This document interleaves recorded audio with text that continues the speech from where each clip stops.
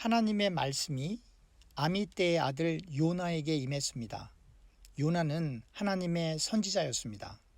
선지자의 역할은 하나님으로부터 받은 말씀을 가감하지 않고 있는 그대로 전하는 사명을 가지고 있습니다. 그런데 하나님의 말씀을 있는 그대로 전하는 것이 쉬운 일 같지만 사실 대단히 어려운 일이었습니다.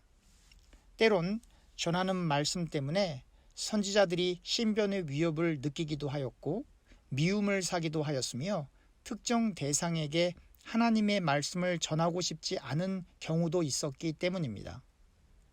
그러나 선지자의 사명은 자신의 생각, 의견, 뜻을 전하는 것이 아니라 설령 그 목숨을 잃는다 할지라도 하나님이 주신 말씀을 가감하지 않고 전하는 것입니다.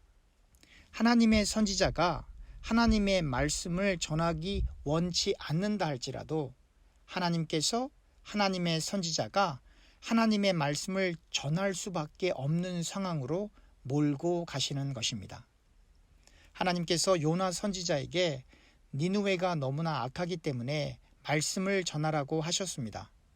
요나 선지자는 주전 793년에서 753년 사이에 여로보암 2세가 북왕국 이스라엘을 통치하던 시대에 선지자 엘리사의 사역에 연관된 선지자들 중 한 선지자였습니다. 하나님께서 요나 시대에 가장 막강한 힘을 가지고 있었던 아시리아에서 가장 중요한 도시 니느웨에 가서 말씀을 전하라고 하셨습니다. 니느웨는 요나가 살고 있었던 이스라엘에서 북동쪽으로 500마일 떨어져 있는 도시로 죄악이 가득한 도시였습니다. 이 니느웨에 대한 실상이 나훔에 잘 나와 있습니다. 나훔 1장 9절입니다. 너희는 여호와께 대하여 무엇을 꾀하느냐? 그가 온전히 멸하시리니 재난이 다시 일어나지 아니하리라. 너희는 니느웨를 가리킵니다. 니느웨는 하나님에 대항하여 악한 음모를 꾸몄던 도시였습니다. 나훔 2장 12절입니다. 수사자가 그 새끼를 위하여 먹이를 충분히 찢고 그의 암사자들을 위하여 움켜 사냥한 것으로 그 굴을 채웠고 찢은 것으로 그 구멍을 채웠었도다. 니느웨는 이처럼 무력한 사람들을 착취하고 약탈하였고 전쟁에서는 너무나 잔인했습니다. 나훔 3장 4절입니다. 이는 마술에 능한 미모의 음료가 많은 음행을 함이라. 그가 그의 음행으로 여러 나라를 미혹하고 그의 마술로 여러 족속을 미혹하느니라. 니느웨에는 우상숭배, 매춘, 그리고 마술이 있었던 것입니다. 요나는 이러한 악으로 가득한 니느웨에 가서 하나님의 말씀을 전할 수가 없었습니다. 사실 요나는 다른 이스라엘 사람들처럼 니느웨를 미워했고 그리고 그들의 극악무도한 행위를 두려워했습니다. 더욱이 니느웨에 대한 요나의 증오심이 요나 4장 1절에서부터 4절에 잘 나타나 있습니다. 세 번역으로 읽어보겠습니다. 요나는 이 일이 매우 못마땅하여 화가 났다. 그는 주님께 기도하며 아뢰었다. 주님, 내가 고국에 있을 때에 이렇게 될 것이라고 이미 말씀드리지 않았습니까? 내가 서둘러 스페인, 개역 개정에는 다시 쓰고요. 스페인으로 달아났던 것도 바로 이것 때문입니다. 하나님은 은혜로우시며 자비로우시며 좀처럼 노하지 않으시며 사랑이 한없는 분이셔서 내리시려던 재앙마저 거두실 것임을 내가 알고 있었기 때문입니다. 주님, 이제는 제발 내 목숨을 나에게서 거두어 주십시오. 이렇게 사느니 차라리 죽는 것이 낫겠습니다. 주님께서는 내가 화를 내는 것이 옳으냐 하고 책망하셨다. 요나가 하나님의 말씀을 전했을 때 니느웨 사람들이 회개를 했습니다. 하나님은 니느웨의 회개로 인해 내리시기로 한 재앙을 내리지 않으셨습니다. 그런데 요나는 하나님이 니느웨에게 재앙을 내리시지 않으시는 것에 대해 하나님께 불평을 하고 있었던 것입니다. 요나는 니느웨 백성이 하나님의 은혜를 얻는 것을 원하지 않았습니다. 그래서 오늘의 본문에서 요나는 니느웨로 가는 대신 하나님의 얼굴을 피하여 니느웨와는 반대 방향에 있는 다시스를 가기 위해 요바로 내려갔습니다. 다시스는 스페인 남쪽에 있는 페니키아의 서쪽에 위치한 항구들 가운데 있었던 한 도시이자 상업의 중심지였습니다. 요나가 하나님의 얼굴을 피했다는 것은 하나님의 말씀을 어기고 하나님과의 관계가 올바르지 못한 상태임을 가리키고 있는 것입니다. 반대로 하나님을 사랑하는 이들은 하나님의 얼굴을 구합니다. 시편 24편 5절에서 6절입니다. 그는 여호와께 복을 받고 구원의 하나님께 의를 얻으리니 이는 여호와를 찾는 족속이요 야곱의 하나님의 얼굴을 구하는 자로다. 셀라. 시편 42편 1절에서부터 2절입니다. 하나님이여 사심이 시냇물을 찾기에 갈급한 같이 내 영혼이 주를 찾기에 갈급하니이다. 내 영혼이 하나님 곧 살아계시는 하나님을 갈망하나니 내가 어느 때에 나아가서 하나님의 얼굴을 배울까? 그렇습니다. 하나님을 사모하고 하나님을 갈망하는 이들은 이처럼 하나님의 얼굴을 구하고 하나님의 얼굴 뵙기를 간절히 원하는 것입니다. 요나가 다시스로 가는 뱃삭을 주고 배를 타고 갈 때 하나님께서 배가 거의 깨질 정도로 큰 바람을 내리셔서 폭풍이 일어났습니다. 배의 선원들은 놀라서 자신들의 신을 부르기 시작했습니다. 그리고 배가 파손될 것을 두려워하여 배를 가볍게 하려고 물건들을 바다에 버렸습니다. 그러나 요나는 이러한 상황을 모른 채 배 밑층에 내려가 깊은 잠을 자고 있었습니다. 우리는 여기서 두 가지를 생각해 보게 됩니다. 첫 번째, 요나의 불순종으로 다른 사람들이 폭풍으로 인하여 위험에 빠지게 되었다는 것입니다. 이 말은 하나님의 사명을 가지고 있는 우리가 하나님의 말씀을 요나처럼 불순종하게 될 때 우리로 인하여 다른 사람들이 위험에 빠질 수도 있다는 것입니다.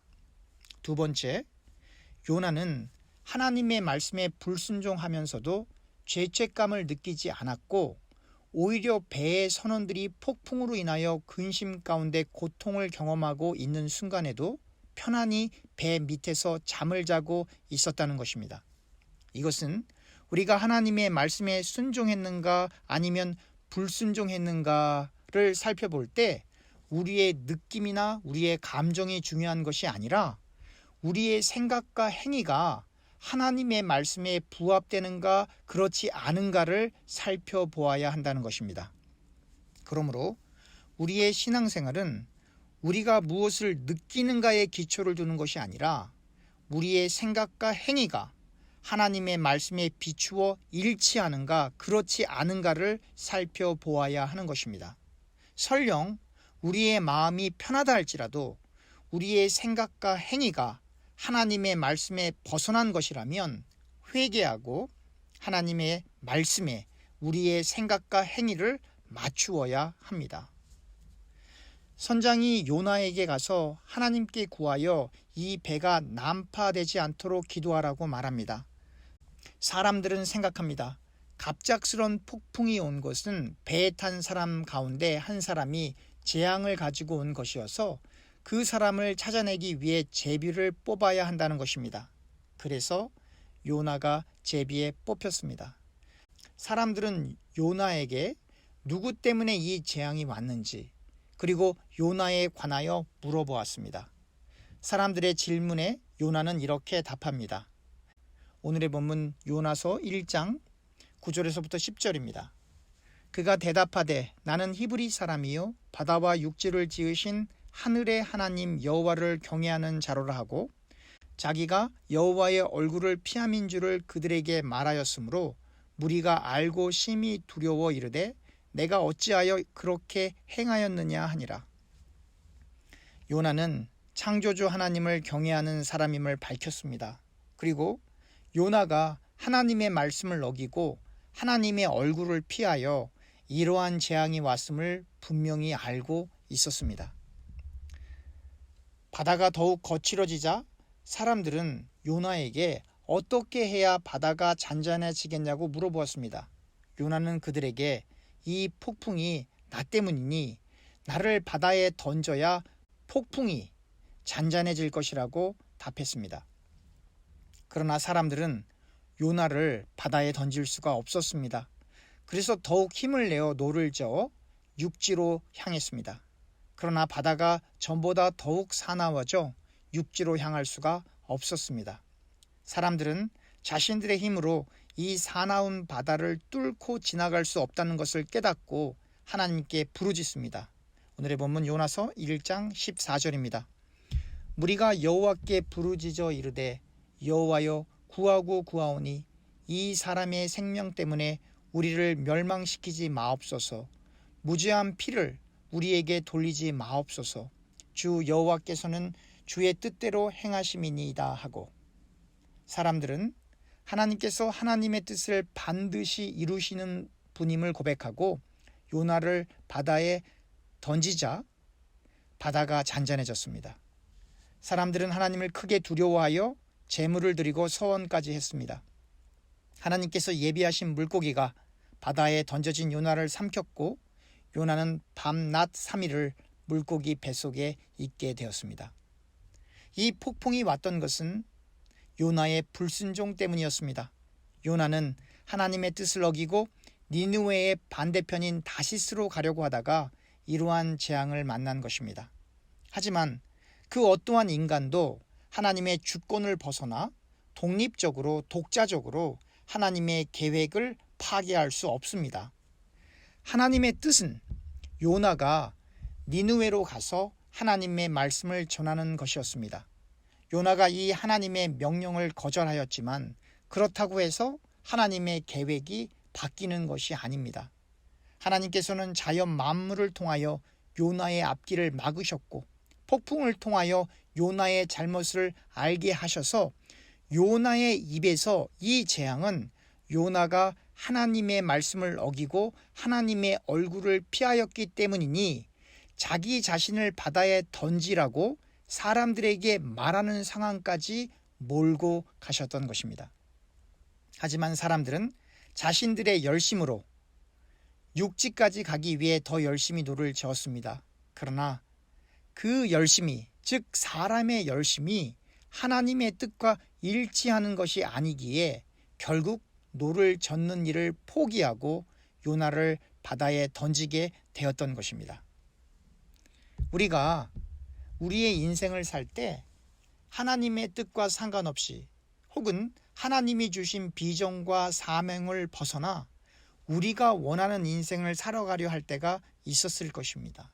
아니, 어쩌면 그러한 인생을 지금 살고 계신 분들도 계실 것입니다. 그러나 기억하십시오. 하나님의 주권을 넘어 하나님의 사람이 하나님의 뜻을 어기고 잘 살 수 있는 길은 없습니다.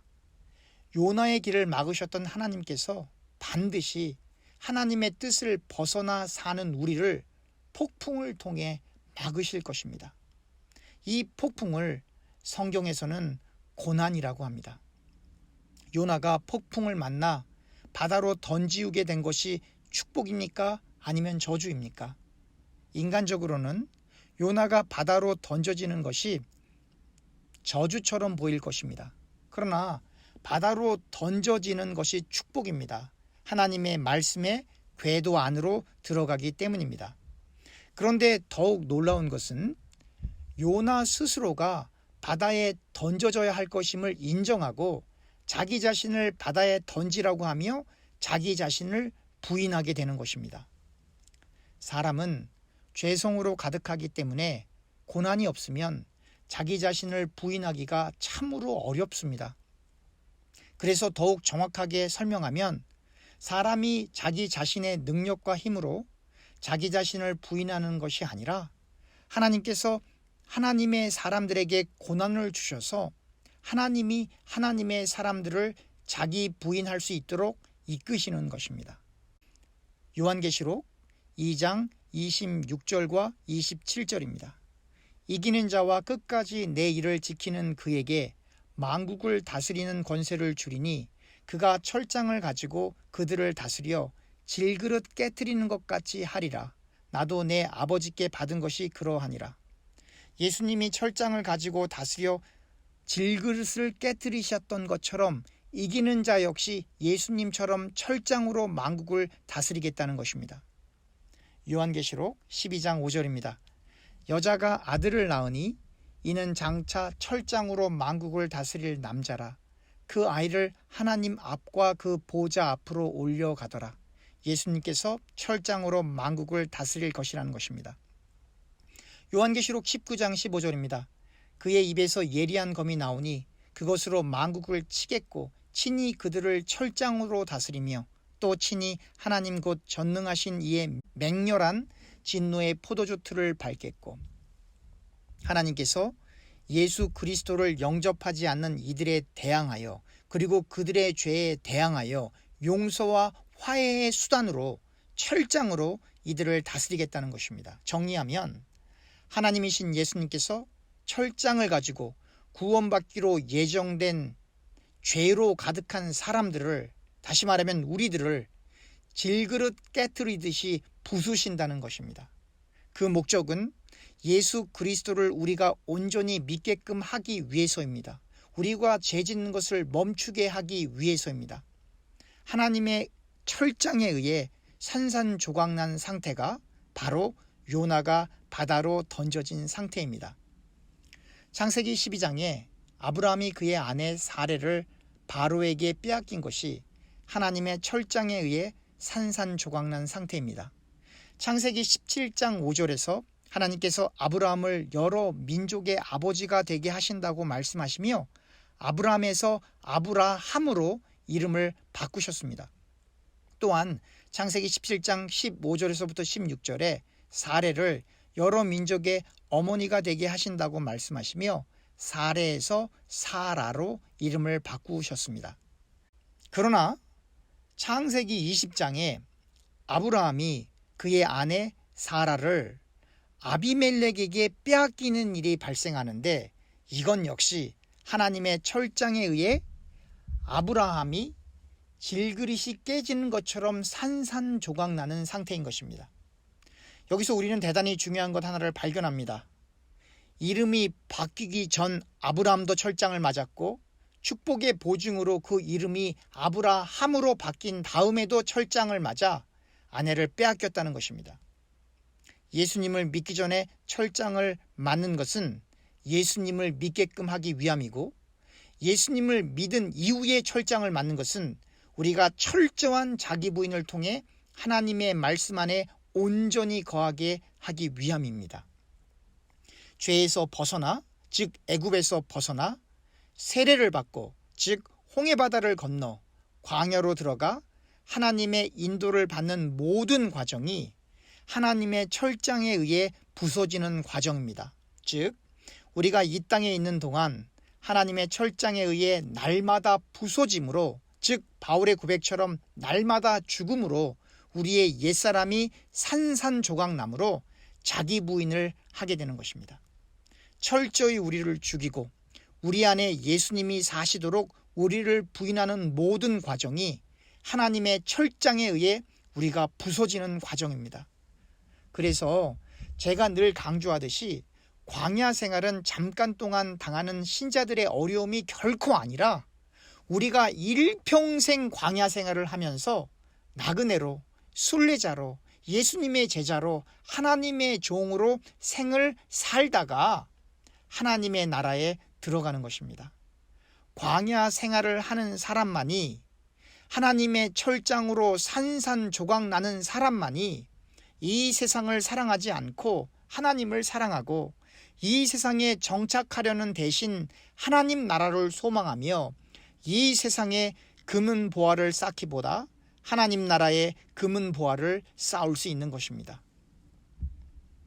자기 부인은 상황과 상관없이 하나님 안에 있는 기쁨과 희망 속에 모든 것을 내려놓고 하나님을 절대적으로 의존하는 것이고, 자포자기는 힘든 상황 속에 절망과 슬픔으로 모든 것을 포기하는 것입니다. 스데반, 바울, 베드로는 자기 부인을 하여 성령의 인도를 받았고 가룟 유다는 자포자기하여 끔찍한 죽음을 맞이했습니다. 말씀을 맺으려 합니다. 우리가 하나님의 자녀라면 하나님께서 우리를 하나님의 철장으로 철저히 부수실 것입니다. 많이 아프시겠지만 이 광야와 같은 우리의 인생을 온전히 하나님만을 의지하셔서 철저한 자기 부인과 함께 성령의 인도를 받기 위해 늘 기도하는 일과 말씀을 읽고 듣는 일에 가장 우선순위를 둘 수 있는 저와 교우님들이 되시길 간절히 소원합니다. 기도합시다. 하나님, 우리가 인생을 살다 보면 우리의 돈으로, 명예로, 힘으로 해결할 수 없는 일들이 발생하여 하나님께 기도하지 않으면 안 되는 그 어려운 현실이 하나님의 철장이 우리를 부수시는 과정임을 배웠습니다. 우리의 삶이 아무리 힘들어도 절대로 자포자기하지 않고 천국을 향한 소망 가운데 하나님이 주시는 기쁨과 희망으로 우리 자신을 부인하고 철저히 하나님만을 의지할 수 있는 저와 교우님들이 될 수 있도록 도와주시옵소서. 예수님의 이름으로 기도합니다. 아멘.